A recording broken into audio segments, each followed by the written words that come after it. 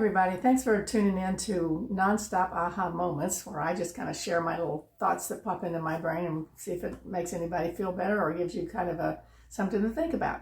The thought I've got today is you keep getting different kinds of instruction about how to manifest things or how to bring in something that you want to change your life. So one thing is that they say, get really, really specific about what you want. Like when we were getting the Enlightenment Center to come into manifestation, you can't even believe the plans that we have. I have everything down to like what we're going to do for how many classes we're going to have, what will you pay the teacher, what would you charge the students, how many conferences a year will you have, how many, everything down to the penny. Very specific. I have file cabinets full of plans of ideas and things that we could do for the Enlightenment Center. And then one day I was at a meeting and I got a message from this person who was speaking, and she said, "Do you think that you could burn all of the plans that you have saved up for the Enlightenment Center?" And I go, "I don't know." I said, "Maybe I can put them in a box out in the garage, but I don't know. So I have a lot of me invested in all those plans."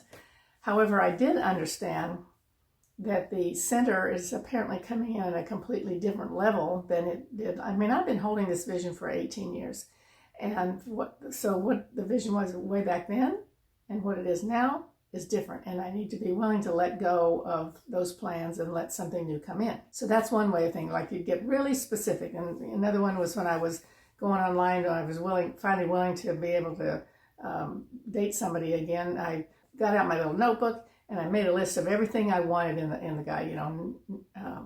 No beard, no mustache, not bald, taller than me, about my same age, really healthy, very spontaneous, willing to accept my crazy friends and spiritual and all this stuff. Just made up this whole thing. Then about the next day after I did that, I see a little note in my file of papers I have, is that God gives the best to you when you leave the choices to Him.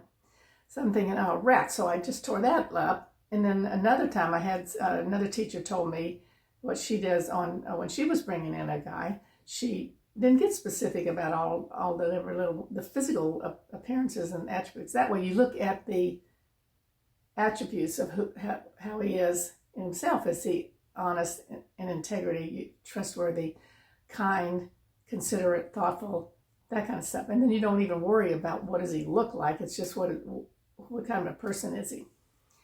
So yeah, so I understood what she said on that.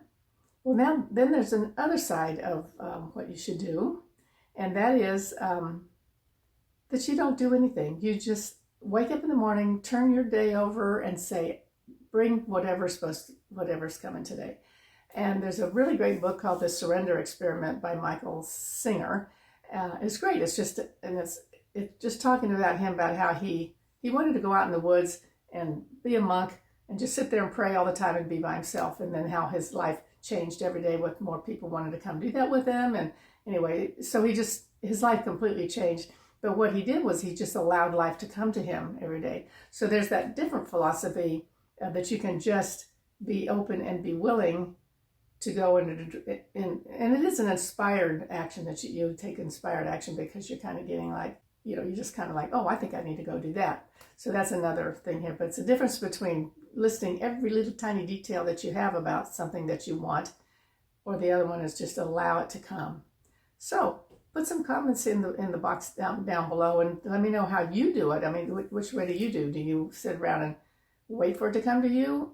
Not necessarily, wait, but just allow it to come to you? Or are you a detail list maker and everything, and you're going to make every single little detail right there so you can specifically, it's like putting in your order to the universe, say, this is what I want. It's an order form, and then it's going to come back to you. So anyway, so there are two different ways to look at that, and every once in a while I get a little bit confused about it because I can see the good parts of both of those. So mostly I think I just allow things to just come to me and see what happens today. I mean, every day is a really amazing day if you just allow it to happen. So hope you're having amazing days and allow life to happen to you. But let me know how it is that you look at this idea of manifesting.